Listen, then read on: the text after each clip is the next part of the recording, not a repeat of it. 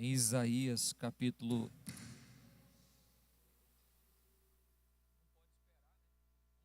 Final do culto, terminar. Nunca pode. Isaías capítulo 6, irmão.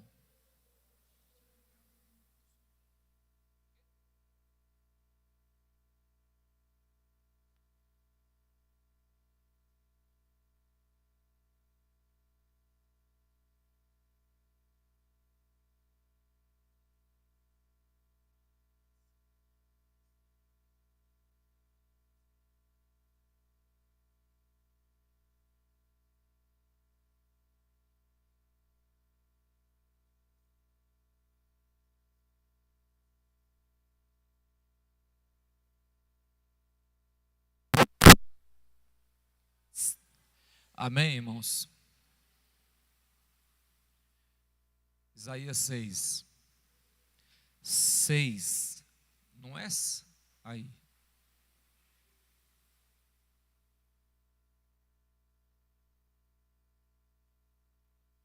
No ano em que morreu o rei Uzias, eu vi o Senhor assentado sobre um alto e sublime trono, e a sua glória encheu o templo. Os serafins estavam acima dele. Cada um tinha 6 asas. Com 2 cobriam seus rostos, com 2 cobriam seus pés e com 2 voavam. E clamavam uns aos outros, dizendo: Santo, Santo, Santo é o Senhor dos exércitos, e toda a terra está cheia da sua glória. E os umbrais das portas se moveram com a voz do que clamava. A casa encheu-se de fumo. Então eu disse: ai de mim que vou perecendo, porque eu sou um homem de povo de impuros, que vou perecendo, porque eu sou um homem de lábios impuros e habito no meio de um povo de impuros lábios, e os meus olhos viram o Rei, o Senhor dos exércitos. Mas um dos serafins voou para mim, trazendo na sua mão uma brasa viva que tirava do altar com uma tenaz, e com ela tocou minha boca e disse: eis que isto tocou os teus lábios, e a tua iniquidade foi tirada, e purificado o teu pecado. Depois disto ouvi a voz do Senhor que dizia: a quem enviarei e quem há de ir por nós? Então disse eu: eis-me aqui, envia-me a mim. Amém? Podeis assentar, irmãos.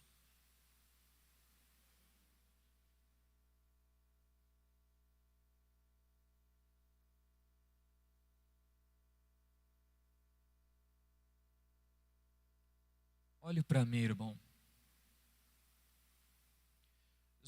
Nós já falamos muito sobre esse texto. E muitos de vocês já ouviram sobre esse texto. Mas eu quero aqui mais uma vez conversar com vocês nesse texto. Esse texto, ele nos remete a um culto, irmão. Um culto.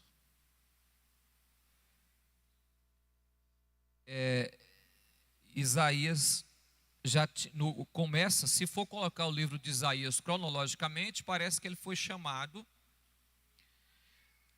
antes desse texto e depois ele reforça o chamado. Ele já estava profetizando. Mas se não for colocado cronologicamente os capítulos, então aqui é o chamado para profetizar Isaías. O que eu quero que você entenda no texto, irmão, é que eu quero que você olhe para esse texto como um culto. Um culto. A questão aqui que é exatamente a fusão. Há uma fusão aqui entre o espiritual com o físico. há uma fusão aqui, não se determina aonde começa o espiritual e aonde termina. Por quê? Porque você vê, no ano que morreu o rei Uzias, 748, 54 aproximadamente, ele fala no ano que morreu o rei Uzias para dar um norte para as pessoas quando ele foi chamado. Eu vi o Senhor. Eu vi o Senhor. Ele entende que Deus o chamou pessoalmente. Quando ele diz assim, eu vi o Senhor. O Senhor estava assentado sobre um alto e sublime trono, e a sua glória enchia o templo. Aqui é onde se mistura o espiritual com o físico. Porque é provável que ele estava no templo. Mas não define se esse templo era o templo de Jerusalém ou se era um templo aonde Deus o tinha levado. Então, quando não se define esse templo, Isaías se encontra agora no meio de uma fusão de um culto. Do culto de Isaías, o homem Isaías, com um culto que acontece constante no céu. Porque no céu, irmão, há um culto constante, há uma adoração constante. E você percebe que ele faz essa fusão quando ele diz, no ano que ele morreu, a Bíblia não diz assim, eu entrei no templo, ou eu cheguei no templo, ou eu fui ao templo, não. Ele diz que a glória do Senhor enchia o templo. Ele estava no lugar. Ele viu quando o séquito encheu o templo. Quando a presença do Senhor encheu o templo, né? Quando a presença do Todo-Poderoso encheu o templo. E ele separa o local que ele está para onde Deus está. Que ele diz assim, eu vi o Senhor assentado em um alto e sublime trono. Por que ele separa, irmão? Porque as pessoas têm noção. Eu falei aqui no domingo, que o pessoal está tendo uma dicotomia muito grande entre os hinos que se canta e a realidade que é a Bíblia. E muitas vezes, isso tem formado uma teologia, tem juntado aí, formado uma teologia fraca, frágil, com pessoas fracas e frágeis. Porque as pessoas estão colocando um Deus tão pessoal, que ele até fica mais baixo do que o próprio ser humano. E quando você vai olhar para a Bíblia Sagrada, você encontra os profetas entrando em contato com esse Deus, mas o colocando em uma posição acima do homem. E quando Isaías ele está no local que a glória do Senhor ele enche o templo, primeiro ele diz, eu vi o Senhor, e ele estava sentado em um alto e sublime trono. Ao ler o texto, você tem que entender que o texto está dizendo, primeiro, a posição que esse Deus está, a distância entre ele e o homem. Segundo, que o trono não estava vazio, quer dizer, há um governante. Culto não é qualquer coisa. Há um ser para ser glorificado aqui.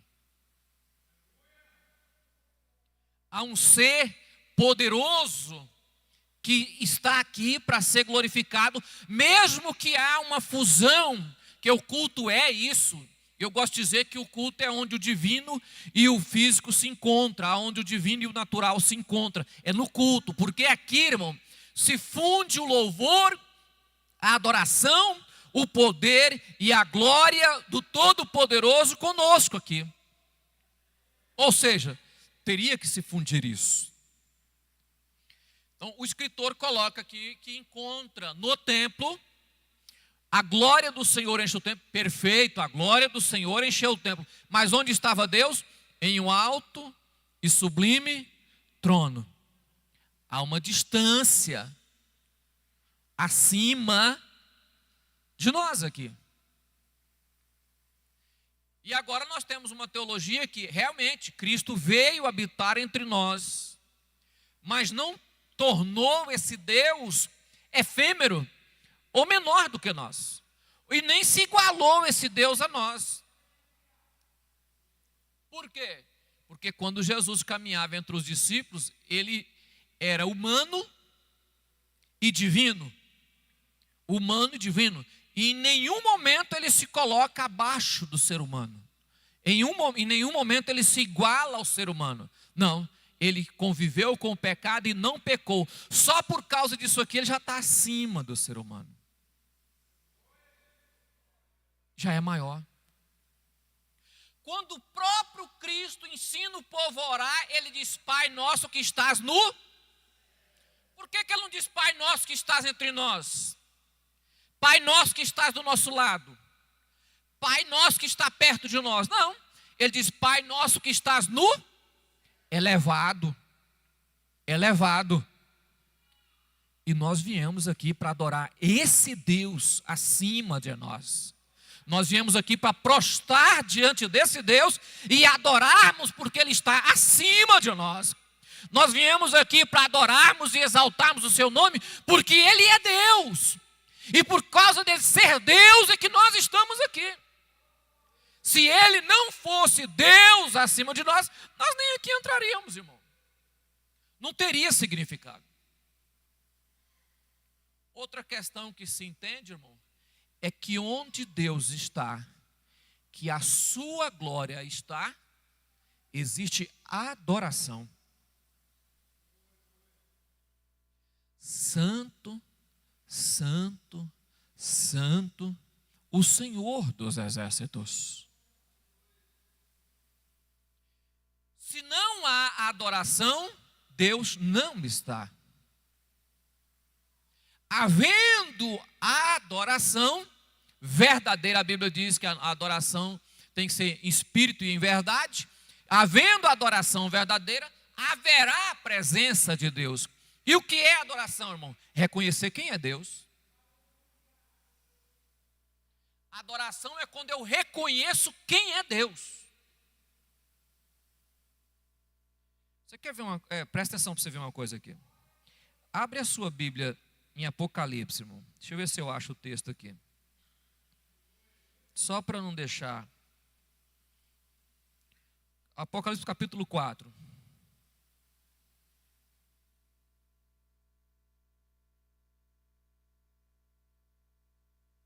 Versículo 2, 4, 2, põe lá. E logo fui arrebatado em espírito, e eis que um trono estava posto no céu, e um assentado sobre o trono. Versículo 3. O que estava sentado era na aparência semelhante à pedra de jaspe e de sardônica, e o arco celeste estava ao redor do trono, e era semelhante à esmeralda. Versículo 4. E ao redor do trono havia 24 Ao redor do trono havia 24 tronos, e via sentados sobre os tronos 24 anciões vestidos de vestes brancas, e tinha sobre as suas cabeças coroas de ouro.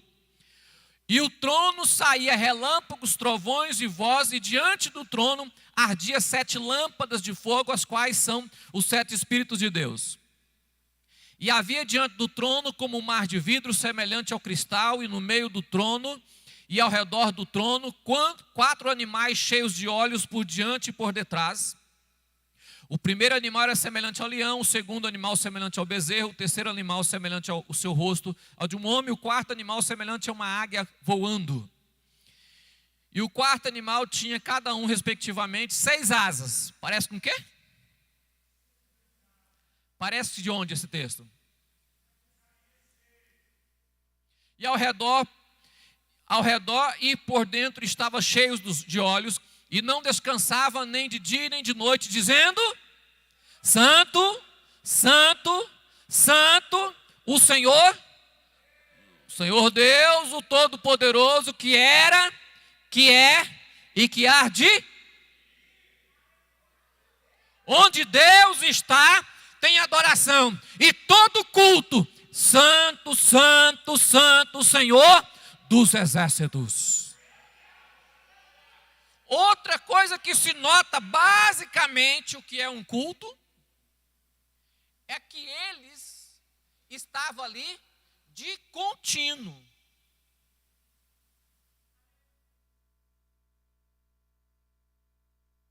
Qualquer hora que se começa a fazer um culto, faz a fusão entre céus e terra. Porque o culto lá é contínuo. Já que o nosso é intermitente, o culto lá é contínuo. Teria que o nosso ser contínuo, mas não é contínuo, então lá é contínuo e aqui intermitente. Todas as vezes que nós começamos o culto, faz-se a fusão. Quando ela acontece? Quando o homem reconhece a posição daquele que está no trono, reconhece o que é ele, que a adoração é reconhecer quem é Deus, a altura que ele está. Quando nós dizemos santo, santo, santo, Senhor dos exércitos, nós reconhecemos quem é Deus. Louvado seja o nome de Jesus. Isso é adoração, irmão. Isso é adoração. Isso é culto.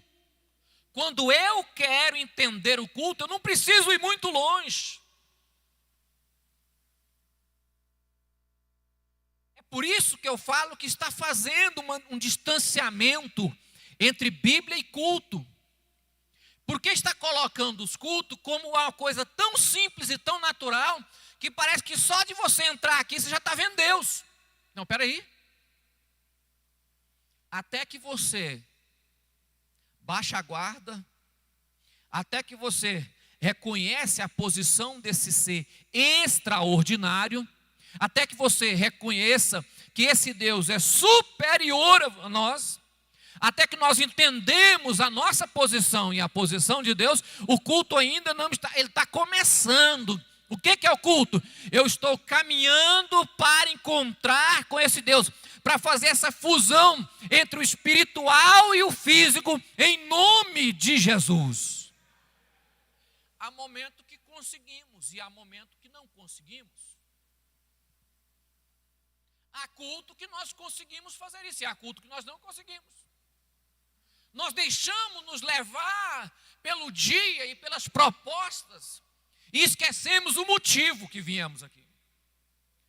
Então, quando eu vi o Senhor assentado em alto sublime trono, na sua glória encheu o templo, mas ele estava no alto e sublime trono.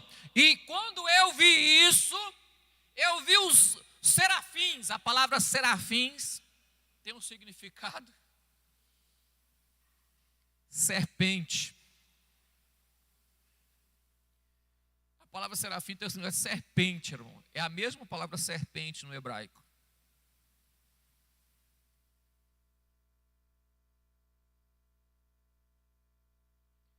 Qual o significado disso aí? Mas é por causa do veneno ardente. É por causa do fogo que arde. Então, quando a pessoa vê a glória de Deus, não consegue definir, ele cria uma forma de fazer ligação na terra para que a pessoa possa entender. Para nós aqui seria fogo que consome. Então, os serafins tinham essa posição. Quando Isaías vê, ele vê como se fosse algo tão poderoso que queima, tão grande. E qual era a função desses servos de Deus, desses anjos? Qual era a função deles? A função deles é ficar diante do trono adorando dia e noite. Quando fala dia e noite, não é porque tem dia e noite, não. É porque é contínuo. E quando nós começamos aqui na terra, aí faz a fusão entre o culto terreno com o culto que já existe no céu. Aí cumpre-se a palavra: Deus é glorificado na terra, assim como é no céu. Louvado seja o nome de Jesus. Culto. Quando você sair de casa, ou quando você pensar em fazer um culto, você tem que pensar que o seu culto tem que ter essa linha de pensamento. Que Deus está acima e que nós o vemos santo, santo, santo. nós reconhecemos esse Deus, e quando nós vemos dessa forma, há entre nós um choque de realidade. Há um choque de verdade no nosso ser. É por isso, irmão, que culto que não confronta não é culto. Culto que massageia o ego não é culto. Culto que alisa não é culto. Culto, ele confronta a nossa realidade com a realidade. A nossa realidade com a realidade. Ele confronta a nossa realidade com a realidade. Que realidade é essa? A nossa realidade com a existência real. A verdadeira existência, o Todo-Poderoso, aquele que existe. Então a nossa realidade é uma, a realidade verdadeira é outra realidade. Então esse confronto que faz conosco, esse embate, é porque quando nos deparamos diante desse ser tão poderoso, tão magnífico, tão grande, tão santo, tão alto, tão sublime, aí mostra toda a nossa sujeira, o nosso pecado, os nossos erros. Há uma reflexão interna dentro de nós, porque nós começamos a viver o nosso dia e ver que o nosso dia não foi tão lá essas coisas. E neste momento nós temos que realmente dizer igual Isaías diz: ai de mim.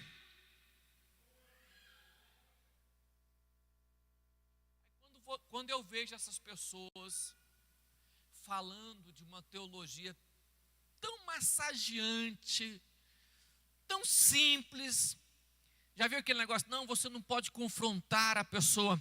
A palavra nos põe na parede. Quando você depara com a palavra de Deus, ela é uma espada de dois gumes que encosta no seu seio, você encosta para trás, porque você percebe que aquilo te perfura até a alma. A presença de Deus faz com que isso nos leve a refletir, a entender quem somos nós. Se você participa de um culto que ele só te massageia, isso não é Bíblia. Isso não é Deus.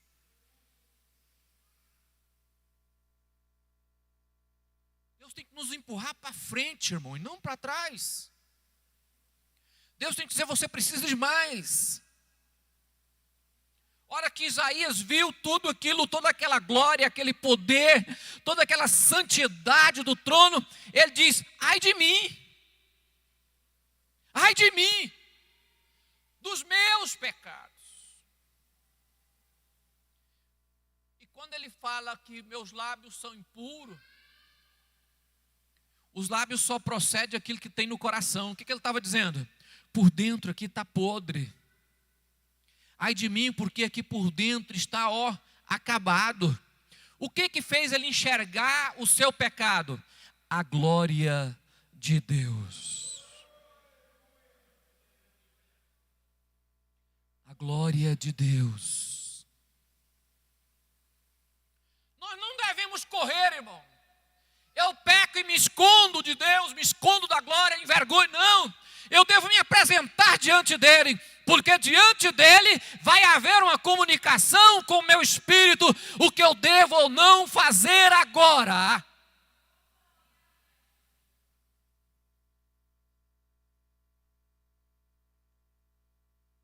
Quando eu sou confrontado pela essa glória poderosa, isso é culto. É isso que é culto. Essa adoração aqui, esse envolver, essa magnitude poderosa que fica em nosso meio, este ser poderoso que quando nós ouvimos a palavra, compurge o nosso coração, move a nossa alma e parece que está rasgando-nos por dentro, dizendo: olha, você pode ser melhor. Qual foi a segunda questão de Isaías? A segunda questão de Isaías é que ele olhou para si e teve compaixão do povo. Isaías não apontou o dedo no pecado do povo, não, irmão. Ele diz: ai de mim, que sou pecador, e ai desse povo, que também é pecador, porque eu estou no meio deles. Quer dizer, eu só sou assim, O povo é assim, por essa consequência, todos nós somos assim. Então, quando você olha para os outros, quando você se vê e olha para os outros, é uma coisa. Mas quando você vê o pecado dos outros e não vê o seu, não é culto. Mas quando você vê a sua miséria e depois tenta ajudar os outros a sair da miséria, isso é culto, em nome de Jesus.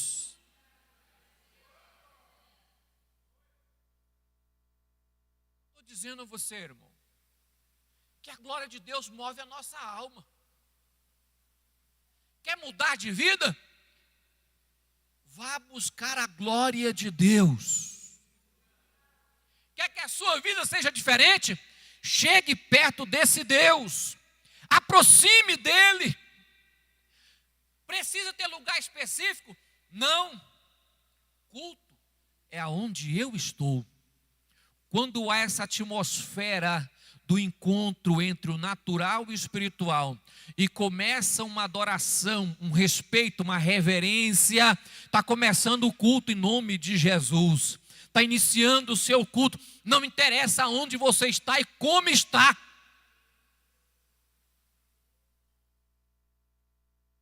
Quando a Bíblia diz assim, onde estiver 2 ou 3 estarei, a Bíblia não está falando de quantidade. Ela está falando de aonde estiver. As pessoas pensam, não, é porque Deus só, então quer dizer que só de um Deus não está. Eu só está, onde estiver 2 ou 3 estarei no meio deles. É onde estiver só um? Não, irmão. É aonde estiver.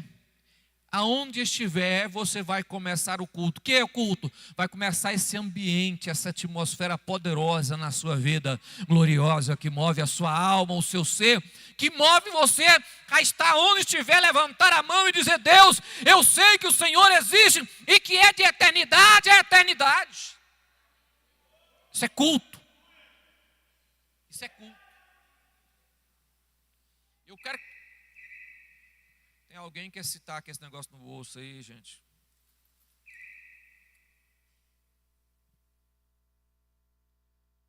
Então, se você presta atenção no que é um culto, irmão, olha os resultados de um culto. No ano que morreu o rei Uzias, eu vi o Senhor. Ele estava santo? Não, ele mesmo fala que estava em pecado, mas ele viu o Senhor. Ele viu o Senhor assentado sobre um alto e sublime trono. A sua glória encheu o templo. E quando a sua glória encheu o templo, ele começou a perceber a adoração e o louvor que estava naquele ambiente, na fusão. Então ele percebe a santidade e a magnitude de Deus. Ele é confrontado com essa magnitude, com esse poder, com essa glória, com essa santidade. Ele olhou a santidade de Deus, olhou as misérias dele. E ele disse, ai de mim. O que acontece no culto, irmão? É que é nessa hora que Deus pode perdoar os seus pecados. Porque nessa fusão você está com Cristo. Você encontra esse Deus. É nessa hora que você, contrito de coração, faz igual Isaías. Ai de mim, que sou um homem de lábios impuros e habito no meio de um povo de impuros. O que ele está confessando? Ele está dizendo, Senhor, eu não presto, meu coração não presta, minha vida não presta.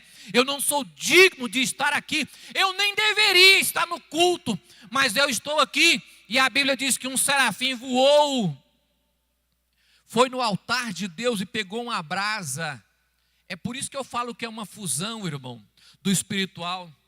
Porque quando a Bíblia fala altar de Deus, se fosse na terra, ele tinha que ir lá no altar de sacrifício, pegar uma brasa para poder colocar na boca de Isaías. Mas diz que ele voou, então ele não precisava voar para ir no altar, se fosse no templo natural. Não precisava voar, dava para ir caminhando, era perto. Quando a Bíblia diz voou, ele foi no altar com uma tenaz ou uma colher, ou algo que pega uma brasa, e trouxe, e tocou nos lábios de Isaías. E disse, os seus pecados te foram perdoados. Bendito seja o nome de Jesus. Por isso que é bom o culto, irmão. Porque culto renova aqui, ó. Porque culto sara, limpa, mostra, alveja. Culto alveja. Culto faz você ficar limpo de novo. Quem faz isso? Eu? Não. A palavra move. E você, com o seu coração contrito, trocado por esta glória, faz você confessar os seus pecados e abandoná-lo. Isso é culto, irmão. É isso que é culto. A outra experiência de culto, irmão, é que todas as pessoas que aproximam de Deus, ele se põe a oferecer para o reino. Quando o Senhor tocou o serafim tocou os seus lábios com uma tenaz, com a brasa, e disse: os seus pecados te foi perdoado. E quando Deus diz: eu preciso de alguém, ele diz: eis-me aqui. Isso é culto. É na presença de Deus que você se oferece. É quando essa glória invade a sua vida e você se disponibiliza. E você diz: estou aqui, pronto. Irmão, quando se disponibiliza, sem haver essa presença de Deus, é uma disposição falsa, fajuta. Amanhã você não vai fazer. Agora, quando a glória de Deus te envolve, quando você olha para Deus e fala: rapaz, eu estava arruinado e Deus me perdoou. Eu era jogado em calçada e Deus sarou a minha alma.